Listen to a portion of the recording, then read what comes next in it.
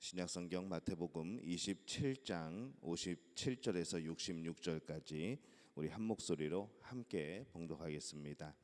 저물었을 때에 아리마대의 부자 요셉이라 하는 사람이 왔으니 그도 예수의 제자라. 빌라도에게 가서 예수의 시체를 달라 하니 이에 빌라도가 내주라 명령하거늘 요셉이 시체를 가져다가 깨끗한 세마포로 싸서 바위 속에 판자기 새 무덤을 넣어두고 큰 돌을 굴려 무덤 문에 놓고 가니 거기 막달라 마리아와 다른 마리아가 무덤을 향하여 앉았더라. 그 이튿날은 준비일 다음 날이라. 대제사장들과 바리새인들이 함께 빌라도에게 모여 이르되 주여, 저 속이던 자가 살아있을 때에 말하되 내가 사흘 후에 다시 살아나리라 한 것을 우리가 기억하노니 그러므로 명령하여 그 무덤을 사흘까지 굳게 지키게 하소서. 그의 제자들이 와서 시체를 도둑질하여 가고 백성에게 말하되 그가 죽은 자 가운데서 살아났다 하면 후에 속임이 전보다 더 클까 하나이다 하니 빌라도가 이르되 너희에게 경비병이 있으니 가서 힘대로 굳게 지키라 하거늘 그들이 경비병과 함께 가서 돌을 임봉하고 무덤을 굳게 지키니라. 아멘. 할렐루야. 하나님의 은혜가 오늘 새벽에 하루의 첫 시간을 주 앞에 드리는 우리 믿음의 가족들에게 함께 하시기를 예수님의 이름으로 축원합니다. 오늘 말씀은 예수님께서 십자가에서 돌아가신 이후에 장사를 지내는 그런 내용의 말씀입니다. 예수님이 십자가에 죽으십니다. 이 로마는 십자가에 죽은 죄인을 보통 나무에 달아놓고 동물의 밥이 되게 하죠. 그런데 이스라엘에서는 이 나무에 매달아 놓는 것이 저주받았다라고 생각을 하기 때문에 그것을 또 반대를 합니다. 그러다 보니까 예수님을 공터에 묻게 됩니다. 예수님은 십자가에서 이 죄인으로 죽으셨으니까 그렇게 이름 없는 곳에 던져져서 그렇게 장례를 치러야 되는 그런 장사를 지내야 되는 그런 상황이 된 것이죠. 보통 이스라엘 사람들은 화장이나 그런 미라로 보존하는 장례 문화가 없습니다. 관도 없었고 보통 동굴로 된 그런 가족묘에 세마포로 쌓은 다음에 입구에 그 안치에 놓고 그게 이제 닫아 놓았다가 한 1년이나 3년 정도 지난 다음에 다 이제 탈골이 된 상태에서 뼈만 남으면은 유골함에 담아서 묘실 안쪽에 작은 그런 방에 넣어두는 그런 풍습입니다. 오후 3시부터 해지기 직전까지 예수님의 시신은 아마 십자가에 그대로 있었을 겁니다. 그렇게 고난의 날을 다 마칠 때에 드디어 용기를 낸 사람이 나타납니다. 57절에 보면은 저물었을 때에 아리마대의 부자 요셉이라 하는 사람이 왔으니 그도 예수의 제자라 이렇게 말씀을 합니다. 아리마대 마을 출신의 요셉이 용기를 냅니다. 그도 예수의 제자라 이렇게 말씀을 하죠. 근데 그는 좀 직위가 있는 사람입니다. 사내들인 공회의 그런 높은 고위층입니다. 예수님을 따라다닌 그런 제자는 아니었지만은 그러나 심정적으로 예수님의 가르침에 따르고 동조하는 그런 사람이었던 것으로 보입니다. 그 이전에는 그는 용기가 없었죠. 예수님을 죽이기로 하는 그런 재판정에서 그는 반대하였지만은 결국 그를 어떤 그 상황들을 막지는 못했습니다. 그러나 가장 중요한 때 지금 그는 용기를 내고 있습니다. 58절에 가면은 빌라도에게 가서 예수의 시체를 달라 하니 이에 빌라도가 내주라 명령하거늘 이렇게 말씀을 하죠. 그는 빌라도에게 예수님의 시체를 달라고 요청을 합니다. 장사를 지내주기로 마음을 먹었던 것이죠. 59절에서 60절에 보면은 요셉이 시체를 가져다가 깨끗한 세마포로 싸서 바위 속에 판 자기 새 무덤에 넣어두고 큰 돌을 굴려 무덤 문에 놓고 가니 이렇게 기록을 합니다. 요셉은 정말 예수님을 존귀하게 그렇게 존중하여서 장례를 하게 됩니다. 세마포로 쌌습니다. 자신을 위해서 준비한 새 무덤 그곳에 예수님을 안치하는 것이죠. 이 무덤은 굉장히 비쌌을 겁니다. 어디 계신들 이 부활할 때 뭐 큰 차이가 예수님이 있었겠느냐마는 이 굴 안에 넓은 무덤에 안치를 하게 됨으로 인하여서 나중에 예수님의 부활에 증인들이 다녀갔을 때에 그것을 좀 더 확실히 볼 수 있는 그런 상황이 되었던 것이죠. 이 요셉이 예수님의 시신을 달라고 하는 것은 사실은 굉장히 위험한 그런 일입니다. 자신의 정체성이 탄로가 나게 되는 것이고 이 사내들인에서 앞으로 어쩌면은 따돌림을 받을 것이 분명한 것이죠. 그가 예수님의 시신을 달라고 한 때는 유월절 양을 먹는 1년 중에서 가장 중요한 그런 때입니다. 가족이 모이고 인근의 친척까지도 모이는 그런 유월절 양을 먹어야 되는 바쁘고 그런 중요한 때이죠. 근데 이런 중요한 때에 그가 예수님의 시신을 만짐으로 인하여서 피가 묻게 되고 그렇게 되면은 그는 이제 정결함이 깨지게 됩니다. 그러다 보면은 무교절 잔치를 제대로 할 수도 없고 참여할 수도 없는 그런 상황이 되어지죠. 성전에도 들어갈 수가 없게 됩니다.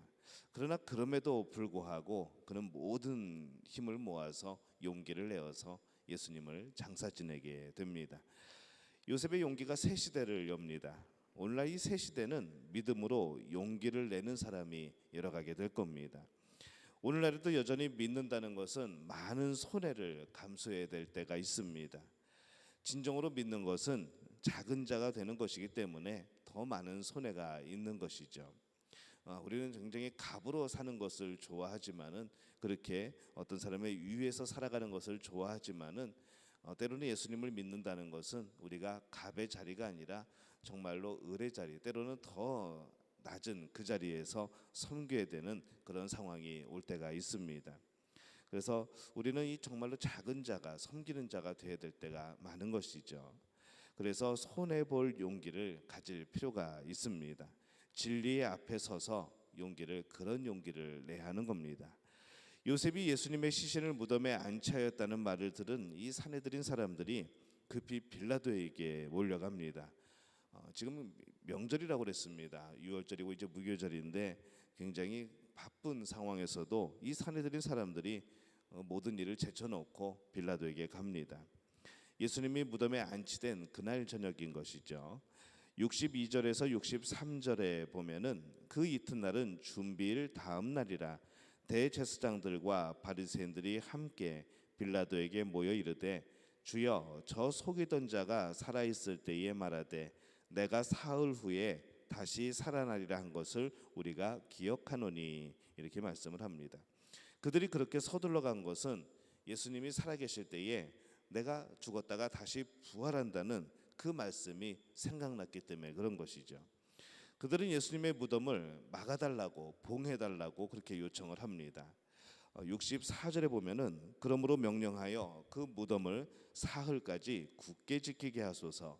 그의 제자들이 와서 시체를 도둑질하여 가고 백성에게 말하되 그가 죽은 자 가운데서 살아났다 하면 후에 속임이 전보다 더 클까 하나이다 하니 이렇게 말씀을 합니다. 예수님의 제자들이 시신을 도둑질하고 부활하였다 이렇게 소문을 낼 수 있으니까 그것을 사전에 차단해야 된다는 것이죠. 아마 그들의 그런 요청은 빌라도에게 있어서는 굉장히 좋게 들렸을 겁니다. 왜냐하면은 만약에 시체가 없어지게 된다고 한다면은 또 이 나라에 또 혼란이 올 것이고 또 사람들은 그 권력을 예수님에게 존경을 표하고 또 예수님을 따르게 될 것이고 이 로마에 대한 이 빌라도에 대한 충성심들이 약해질 것이기 때문에 그런 것이죠. 여기저기에서 아마 시끄러운 일들이 많이 생길 것을 예상했던 것 같습니다. 결국에는 무덤을 병사가 지키게 되는 이제 초유의 사건이 벌어진 것이죠. 66절에 보면은 그들이 경비병과 함께 가서 돌을 임봉하고 무덤을 굳게 지키니라 이렇게 기록을 합니다. 무덤을 지키고 있었고 임봉까지 합니다. 밀랍 형태로 로마 관리의 도장을 찍는 것이죠. 그것을 훼손하면은 이 로마에 대한 도전이기 때문에 아주 중한 그런 엄한 벌을 받을 겁니다. 그렇게 무덤을 지키는 별난 일이 그날 벌어지게 됩니다. 그들은 예수님이 만들어 가시는 이 새 시대를 막기 위하여서 인간의 힘으로 예수님의 그 부활을 막기 위하여서 로마의 군사력까지 동원을 하였지만은 예수님은 다시 살아나시죠. 오늘날에도 매우 효과적으로 보이는 기독교를 탄압하고 말살하는 그런 정책들이 있습니다. 참 위험스러운 일들이 세계 곳곳에서 벌어지죠. 복음은 언제든지 큰 영향력을 끼쳤고 사람들을 변화시킵니다. 그것은 하나님의 역사이기 때문에 그런 것이죠. 그 역사에 반해서 이 세상 사람들은 어떤 특정한 권력들은 그 예수님의 하나님의 능력, 그 복음이 퍼져나가는 것을 막기 위하여서 정말 다양한 정책들을 펴고 때로는 무력으로 그것을 막아섭니다. 참으로 위험한 일들이, 생명을 잃는 일들이 벌어지게 되는 것이죠. 그러나 결코 복음은, 결코 믿음은 무너지지 않습니다. 무덤에 갇히지 않는 것이죠. 주님의 새 시대에 역행하고 저항하는 사람들은 여전히 오늘날에도 있습니다. 무덤을 지키려고 했던 사람들은 오늘날에도 이 천국을 막고 있는 것이죠.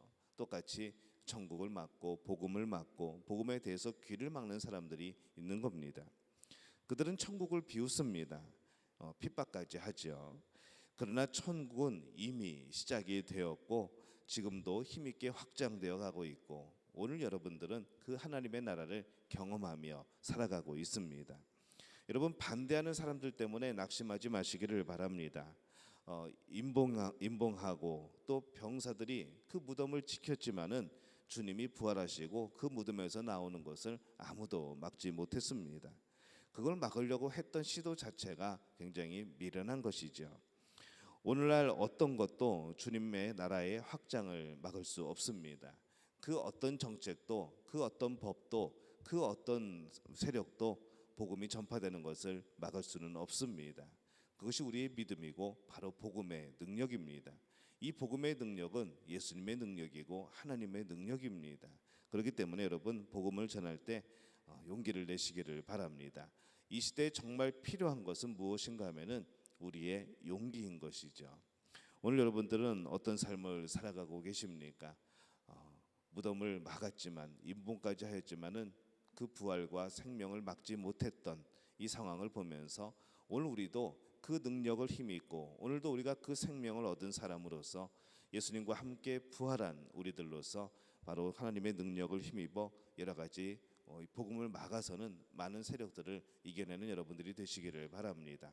막는 척을 할 뿐이지, 그렇게 위협을 가할 뿐이지 정말 복음을 막지는 못하는 것이죠. 오늘 여러분들이 복음을 전해야 될 사람들, 오늘 여러분께서 복음을 전할 그 장소들, 여러분 또 한번 생각하시면서 기도하시기를 바랍니다. 분명히 반대가 있을 것이지만은 그 복음을 전했을 때 그 복음을 받아들이고 마음을 열고 예수 그리스도를 만나는 이들이 또한 생겨나게 될 줄로 믿습니다. 그렇게 조금씩 퍼져가는 이 복음의 능력이 온 나라를 또 지역 사회를 변화시키는 그런 능력이 되어지시기를 예수님의 이름으로 축원합니다. 기도하겠습니다. 하나님, 은혜와 사랑에 감사를 드립니다. 예수님의 부활을 막으려고 하였지만은, 그것을 핍박하고 탄압하고 속이려 하였지만은 그럴 수 없었던 사람들의 모습을 봅니다. 예수님은 다시 살아나셨고 생명의 첫 열매가 되셨고 우리에게 그 생명을 주심으로 인하여서 우리 또한 그 능력을 힘입었음을 고백합니다. 우리 또한 용기를 내게 도와주옵소서. 예수님이 열어놓으신 이 새 시대, 새 길을 걸어가는 우리들 되게 도와주옵소서. 때로는 여러 가지 정책으로 또 법으로 여러 가지 상황으로 우리가 예수님을 믿고 따르는 것을 거부할 때가, 또 그 복음을 거부할 때가, 탄압할 때가 있습니다.